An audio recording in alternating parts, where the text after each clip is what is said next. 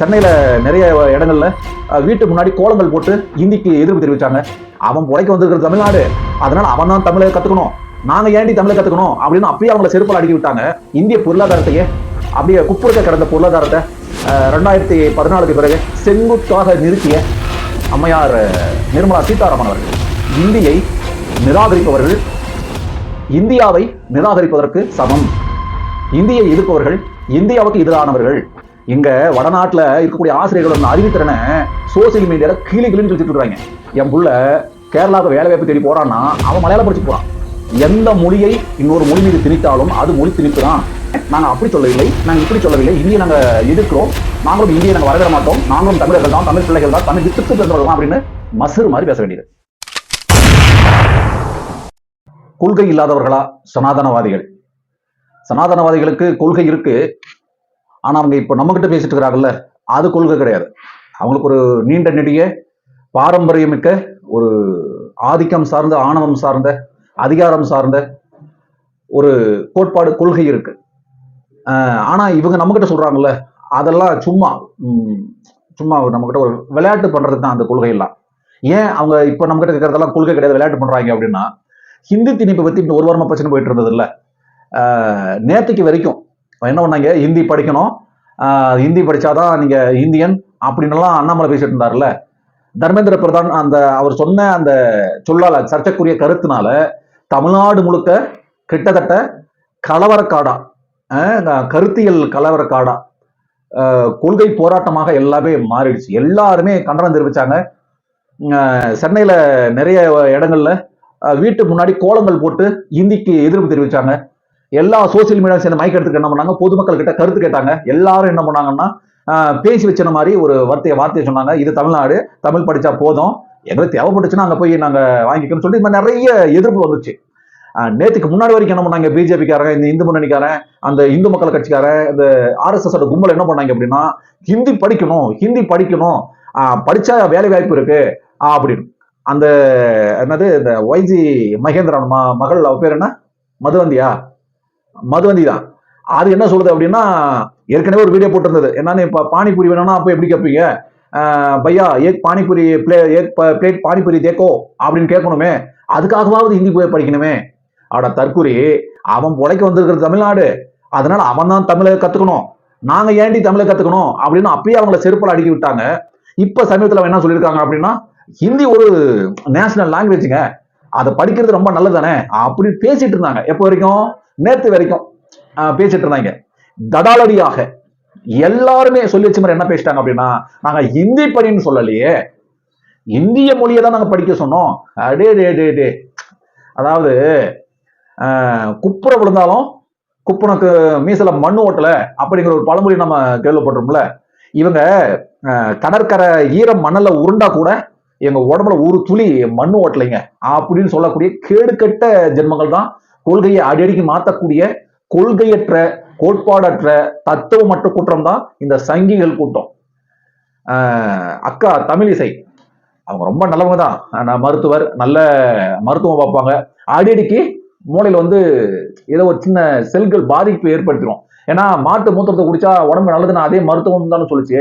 ஒருவேளை அவங்க குடிச்சதுனால மருத்துவம் சம்பந்தமான மூளை நல்லதாகவும், அந்த மூத்திரம் குடிச்சதுனால அந்த மூளை கொஞ்சம் தப்பாம சிந்திக்கிறதுக்கு வாய்ப்பு இருக்கும். என்ன சொல்லியிருக்கிறாங்க அப்படின்னா, நாங்க இந்திய படிக்க சொல்லல, இந்திய மொழிகள், ஏதாவது ஒரு மொழிகள், இதுக்கு பின்னாடி வருவோம், யார் என்னன்னு சொன்னாங்கன்னு பார்த்துருவோம், ஏதாவது ஒரு மொழிகள் தானே படிக்கணும். எத்தனை மொழிகள் இருக்குது, நீங்க பெங்காலி படிக்கலாம், பஞ்சாபி படிக்கலாம், பீகாரி படிக்கலாம், ஒரிசா மொழி படிக்கலாம், ஒரியா படிக்கலாம், மராட்டி படிக்கலாம், தெலுங்கு படிக்கலாம், கன்னடம் படிக்கலாம், மலையாளம் படிக்கலாம்னு சொல்லி இந்திய அப்படியே அடுக்கி, நம்மளுக்கு ஏதோ அந்த ஊரை பத்தி தெரியாத மாதிரியும், எந்தெந்த ஊர்ல எந்தெந்த மொழி பேசுறாங்க அப்படின்னு கூட நம்மளுக்கு புரிதல் இல்லாத மாதிரியும் அக்கா கிளாஸ் எடுத்தாங்க.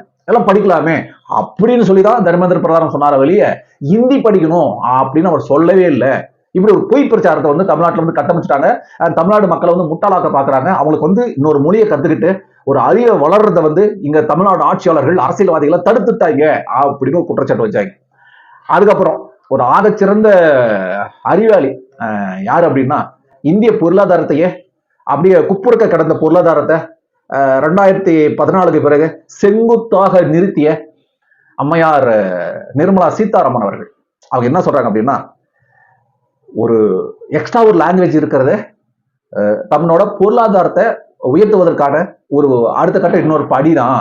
நீங்க ஒவ்வொரு மொழியை கத்துக்க உங்களோட பொருளாதாரத்தை கூட்டிக்கும். அதனால நீங்க ஹிந்தி படிக்கிறதோ அல்லது இன்னொரு மொழியை படிச்சுக்கிறதோ, நீங்க பிரெஞ்சு படிக்கிறீங்க, நீங்க இங்கிலீஷ் படிச்சுக்கிறீங்க, வேற ஏதாவது ஒன்று படிக்கிறீங்கல்ல, இத்தாலி மொழியை படிக்கிறீங்க, ஜெர்மனி மொழியை படிக்கிறீங்க, அப்படி உங்க இன்டர்நேஷனல் லெவலில் ஒரு மொழியை படிக்கிறீங்களே, அது போல இந்தியாவில் இருக்கக்கூடிய போஜ்பூரி இந்த மாதிரி இன்னும் நிறைய மொழிகள் இருக்குது, அதெல்லாம் படிங்க, நல்லதுதான். முக்கியமா ஹிந்தியை படிங்க. எங்களோட அமைச்சர் வந்து ஹிந்தியை மட்டும் நாங்க படிக்க சொல்லல, இங்க ஹிந்தி திணிப்புங்கிறாங்க. ஹிந்தி திணிப்பு இல்ல, நாங்க ஹிந்தி அறிவை திணிக்கிறோம். திணிப்பு தான், ஆனா நாங்க அறிவை திணிக்கிறோம். ஹிந்தி படித்தால் அறிவு வளரும் அப்படின்னு பொருளாதாரத்தை எப்ப பொழுதெல்லாம் பட்ஜெட் அறிவிக்கிறாங்களோ அப்பப்பெல்லாம் தமிழ்நாட்டை கண்டு காணாம விட்டு ஆனா தமிழ் ஹிந்தி அப்படின்னு வரும்போது மட்டும் செங்குத்தாக தன்னோட பொருளாதாரத்தை அறிவை காட்டக்கூடிய அம்மையார் நிர்மலா சீதாராமன் இப்படி சொல்லியிருக்கிறாங்க. இதுல முக்கியமான ஒரு ஆள் யாரு? அண்ணாமலை, வருங்கால தேசிய தலைவர், பாரத பிரதமர் அப்படின்ற கோஷமெல்லாம் எழுப்பிட்டு இருக்கிறாங்க. அந்த அண்ணாமலை என்ன சொல்றாரு அப்படின்னா, நாங்க இந்திய அங்க வரவிட மாட்டோங்க. உங்களுக்கே சிரிப்பு வருது இல்ல?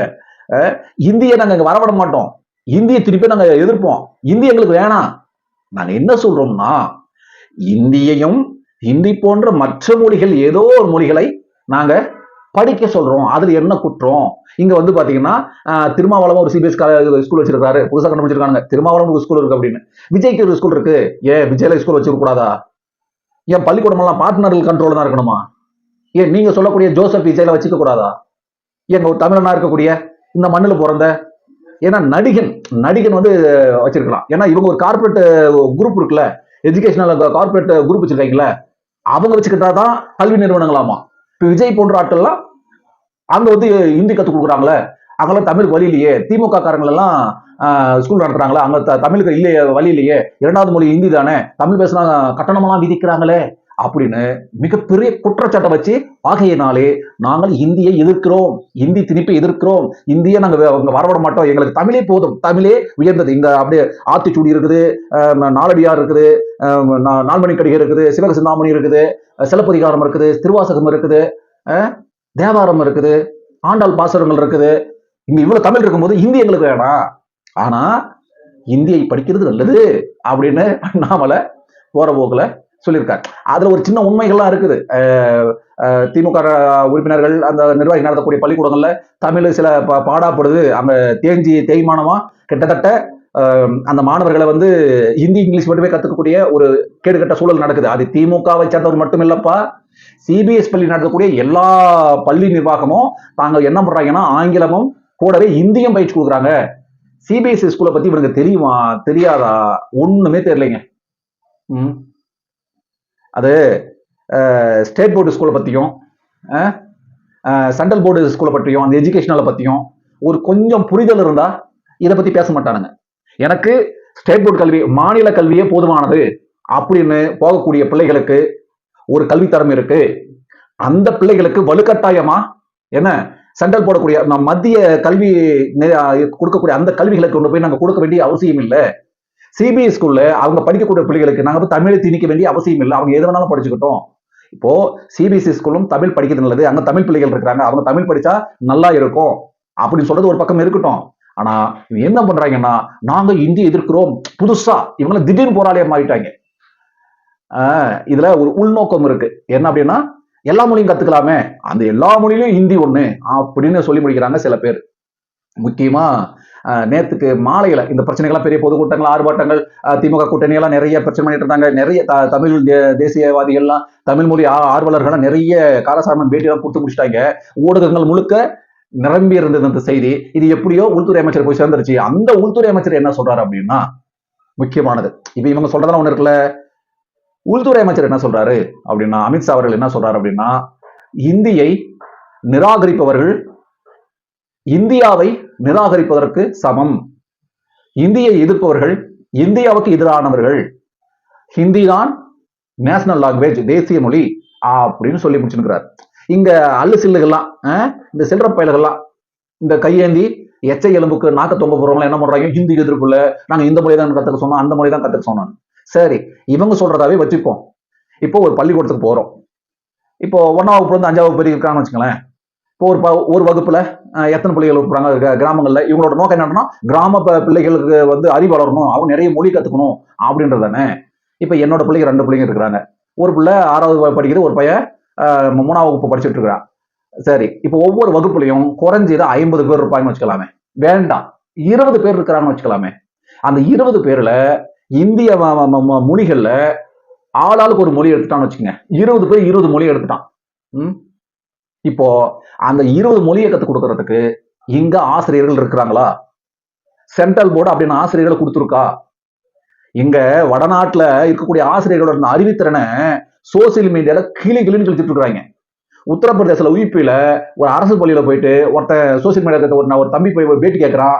4 இலக்க எண்கள் ஏதாவது ஒண்ணு சொல்லுங்க அப்படின்னு சொல்றான். 4 இலக்க எண்கள் என்ன சொல்லலாம்? 1000, 2000, 3000 ஏதாவது ஒன்று சொல்லலாம்.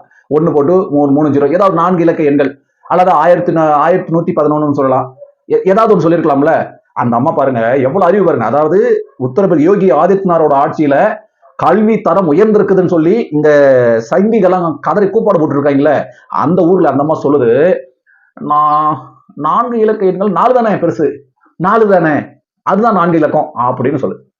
அத அந்த மாதிரி ஆசிரியர்களை நம்ம கேட்டோம்னா அப்படிதான் அனுப்புவாங்க போல இருக்குது. இங்க ஆசிரியர் பற்றாக்குறை இருக்கு, அதை கத்துக் கொடுக்கறதுக்குலாம் யார் இருக்கிறான் அப்படின்னு இந்தி வேணும்னா அந்த உத்தரப்பிரதேசத்துல அந்த மாதிரி ஆசிரியர்களை கொண்டு வந்து நம்ம கிட்ட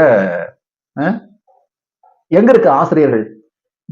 இங்க நீங்க சொல்ற மாதிரி எல்லாரும் ஆளுக்கு ஒரு மொழி எடுத்துக்கிட்டாங்கன்னா, என் புள்ள கேரளாவுக்கு வேலை வாய்ப்பு தேடி போறான்னா அவன் மலையாளம் படிச்சு போறான். IAS படிக்கிறான்ல, அவன் அது வரைக்கும் அவன் தாய்மொழி அல்லது அவன் ஆங்கிலம் படிச்சா போதுமானது. IAS தேர்வான பிறகு அவனை எந்த இடத்துல பணி அமர்த்தணுமோ அல்லது அவனுக்கு ஒரு டாஸ்க் கொடுப்பாங்க. இந்த மாநிலத்தில் நீ பணி செய்ய போற, IAS-ஓ IFS-ஓ IPS-ஓ ஏதாவது ஒரு மொழியை தேர்ந்தெடுத்து இந்த மாநிலத்தில் தான் நீ வேலை செய்ய போற, அந்த மொழியை நீ கத்துக்கோ, உனக்கு ஒரு எக்ஸாம் இருக்கு, உனக்கு ஒரு டாஸ்க் இருக்கு அப்படிவாங்க. அந்த படிப்பவர்கள் அந்த மொழியை ரொம்ப கவனமாக அந்த மொழி சார்ந்து, அந்த மண் சார்ந்து, அந்த மக்களோட மனித வளம் சார்ந்த எல்லாத்தையும் படிப்பாங்க. அப்படிதான் இங்க வந்து அங்க இருக்கிற பஞ்சாப் காரணங்களோ, UP காரணங்களோ, மத்திய பிரதேஷ் காரணங்களோ, ஆந்திரா காரணம், தெலுங்கானா காரணம், கன்னட காரணம், மலையாளத்துக்காரன் இங்க வந்து IAS ஆகும், IPS ஆகும் வேலை செஞ்சுட்டு இருக்கிறாங்க. இந்த மொழியை பேசுவான், நல்லா கவனிச்சு பாருங்க. அவன் அங்க மேல சிக்கிம்ல இருந்து வரான்னு வச்சுக்கோங்களேன், அல்ல திரிபுரால வரான்னு வச்சுக்கோங்களேன், அவன் தான் தமிழ் பேசுவான், அறகுறையா பேசணும், அவனுக்கு அங்க ஒரு டாஸ்க். ஆகையினால பணி நிமித்தமாக அவன் எந்த மொழியை படிக்கணுங்கிறது தீர்மானிக்கப்பட்டுரும். நான் எங்க வேலை செய்ய போறேன், என்ன பண்ண போறேன்னு தெரியாமையே எனக்கு ஒரு மொழியை நான் கத்துக்கடான்னு சொல்றது இது ஒரு வன்முறை. இதைத்தான் நாங்க சொல்றோம் மொழி திணிப்பு. நீங்க தமிழை அழிப்பதற்கான மறைமுகமான சூழ்ச்சி. இப்ப ஹிந்தி திணிப்பு அப்படின்னா இந்தியை மட்டும் நாங்க எதிர்க்கல, அதை நீங்க தெளிவா புரிஞ்சுக்கணும். நம்ம என்ன நினைச்சிட்டு இருக்கிறாங்கன்னா இந்தி எதிர்க்கிறோம். எந்த மொழியை இன்னொரு மொழி மீது திணித்தாலும் அது மொழி திணிப்பு தான். நீங்க இந்தியை திணிக்கிறதுனால நாங்க இந்தி திணிப்புறோம், இந்தி எதிர்ப்போம்ங்கிறோம். இது தொடர்ச்சியாக 60 ஆண்டு கால நீங்க இந்த இந்தி திணிப்பால இதான் நடந்துட்டு இருக்கு. இதே நீ கன்னடத்துல போயிட்டு கன்னடம் அந்த மாநிலம் போய் தமிழ் போய் திணிச்சிங்கன்னு வச்சுங்க, தமிழ் கத்துக்குங்கன்னு, அதுவும் தமிழ் திணிப்பு தான். அந்த கன்னட மக்கள் தமிழுக்கு எதிராக போராடணும், அதுக்கு நம்ம ஆதரவா குரல் கொடுப்போம். அங்க நீ அங்க போய் பக்கத்துல தெலுங்கானா கிட்ட போயிட்டு நீ மலையாளத்தை கத்துக்கோ அப்படிங்கிறது, மலையாளக்காரங்கிட்ட போயிட்டு நீ தெலுங்கு கத்துக்க அப்படிங்கிறது, பஞ்சாபிக்காரங்கிட்ட போயிட்டு நீ ராஜஸ்தானி கத்துக்காங்கிறது, காஷ்மீரி கிட்ட போய் நீ வந்து ஒரிஷா கத்துக்க அப்படிங்க, ஒரிஷா மொழி கத்துக்கோ, ஒரியா மொழி கத்துக்கோ. என்னது இது? ஒரு மொழி மீது எந்த மொழியை திணித்தாலும் அது மொழி திணிப்பு தான். இந்தி மட்டும் இல்ல, அது தெளிவா புரிஞ்சுக்கணும். இங்க ஏதோ ஒரு மொழி கத்துக்கணுமா? எங்க ஆசிரியர்கள் இருக்கா? இங்க இருக்கிறதுக்கே ஆசிரியர்கள் கிடையாது, அவ்வளவு பிரச்சனை இருக்குது. இங்க ஸ்டேட் போர்டுல, அரசு கல்வித்துறையில, நிர்வாகத்துல சீர்கேடு இருக்குதா? சுட்டி காட்டலாம். கல்வி தரத்துல குறைஞ்சிருக்கதா? சுட்டி காட்டலாம். அந்த கல்வியை மேம்படுத்துவதற்கான ஏதாவது ஒரு நீங்க உத்வேகம் கொடுக்கலாமா, நிதி கொடுக்கலாமா, அதை ஊக்கப்படுத்தலாமா? அதை செய்யலாம் ஒன்றிய அரசு. அதை விட்டுவிட்டு எங்கோ இருக்கிற மொழியை நீ கத்துக்க, ஏதோ ஒண்ணு பண்ணிக்க, எனக்கு தேவைன்னா நான் படிச்சுக்க போறேன்டா. அது என் பிள்ளை என்ன பண்ணி நானே தீர்மானிக்க முடியாது, அவன் முடிவு பண்ணிக்கிறான். அது அந்தந்த பணி நிமித்தமாக, வேலை நிமித்தமாக அவன் எங்கெங்க போறான், சூழல் எங்கெங்க பயணமாக போறான், எங்கெங்க டிராவல் பண்ண போறான்றது அது தீர்மானிச்ச போது அவன் படிச்சுக்க போறான். உடனே ஹிந்தி படிச்சாதான் அப்படிங்கிற வேண்டியது, எதிர்ப்பு வந்த உடனே அப்படியே குட்டிக்காரணம் போட்டு துபீன்னு காலில் விழுந்துட வேண்டியது.